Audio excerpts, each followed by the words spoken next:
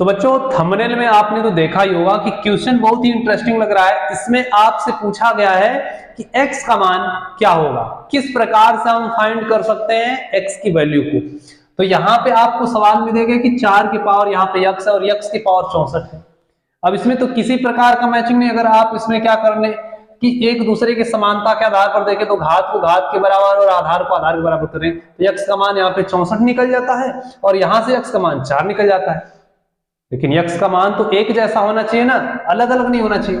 तो हम कैसे x की वैल्यू को फाइंड कर सकते हैं? तो यहां पे देखिए सबसे पहला काम आप क्या करेंगे कि ये जो आपको इसके पावर्स दिख रहे हैं इनके पावर में क्या करिए कि जो ये 64 दिख रहा है इस 64 से क्या कर दीजिए, भाग कर दीजिए, है ना।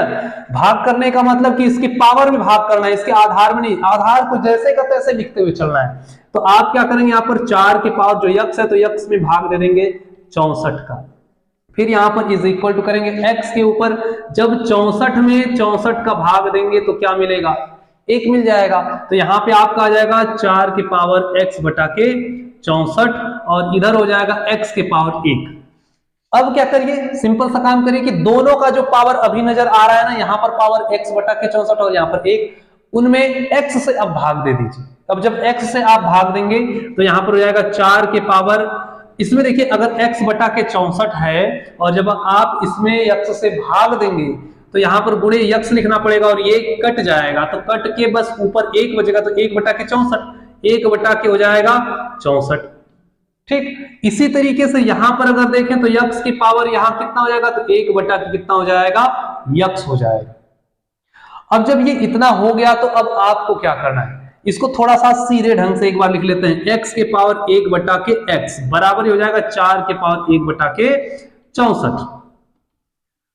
अब करना क्या है कि आपको इनके घात में 2 से मल्टीप्लीकेशन करना है, 2 से मल्टीप्लीकेशन और 2 से भाग, ठीक है ना। तो इसमें 2 से गुणा और 2 से भाग करेंगे, बस उसके घात में आधार को जैसे का तैसे ही लेकर चलना है, आधार को भी चेंज नहीं करना है। तो यहां पे कितना हो जाएगा, तो इसमें आपका x के पावर 1 बटा x, इसमें किसी प्रकार का चेंजिंग नहीं करना है।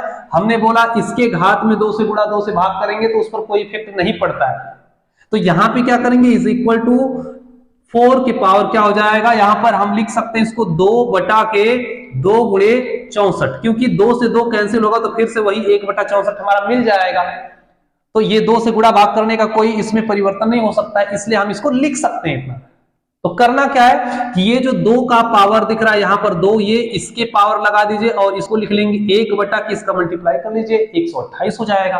तो आपका मिलेगा x के पावर 1 बटा के x इज इक्वल टू यहां पर 4, अगर ये स्क्वायर हम 4 के ऊपर ले दे तो हम लिख सकते हैं 4 का स्क्वायर और पावर वहां पर कितना, 1 बटा के 128 लिख सकते हैं। ये तो हो ही सकता है, इस 2 को हमने इस 4 के ऊपर लिख दिया और इसके स्थान पर 1 लिखकर हम 1 बटा 28 कर लिए 64 में 2 का गुणा करके। अब आगे देखिए x के पावर 1 बटा के x और इज इक्वल टू 4 चौक हो जाएगा 16 और इसके पावर 1 बटा 28, 128। अब क्या करना है, फिर से जैसे यहां पर 2 से आपने गुणा और भाग किया, फिर 1 बटा 128 में 2 से गुणा और 2 से भाग कर दीजिए। देखिए यहां पे आपको मिलेगा फिर x के पावर 1 बटा के x इज इक्वल टू 16 के पावर 2 बटा के कितना हो जाएगा, अब जब इसमें 2 से गुणा करेंगे 2 गुणे 128 तो आपका हो जाएगा, इसका हो जाएगा 256 मल्टीप्लीकेशन। और अब ये 2 स्क्वायर जैसे इसका हमने किया वैसे इसका हम 16 का स्क्वायर कर लेंगे। तो लिख सकते हैं x के पावर 1 बटा के x और इज इक्वल टू 16 के पावर कितना हो जाएगा, 16 के पावर 2 और इसके पावर 1 बटा 256, इसका मल्टीप्लीकेशन 256 और ये पावर हमने इसके ऊपर लाया तो 16 का स्क्वायर कर लेते हैं, कितना हो जाएगा, तो x is equal to x के पावर 1 बटा के x बराबर हो जाएगा 256 के पावर 1 बटा 256। अब आप इसका क्या कर लीजिए, एक दूसरे से तुलना कर लीजिए। जब तुलना करेंगे तो एक बात हम ये पाएंगे कि ये जो 1 बटा x है इसका इसके साथ तुलना करेंगे तो x का वैल्यू देखिए यहां से हो जाएगा 256 और अगर इसके आधार का भी तुलना कर ले तो क्या आ जाएगा 256। तो इन दोनों की तुलना करने से हमारा x का वैल्यू एकदम सेम मिल जाता है। आप पावर का करेंगे तो भी, आधार का करेंगे तो भी। तो इस तरीके से आप निकाल सकते हैं x का मान।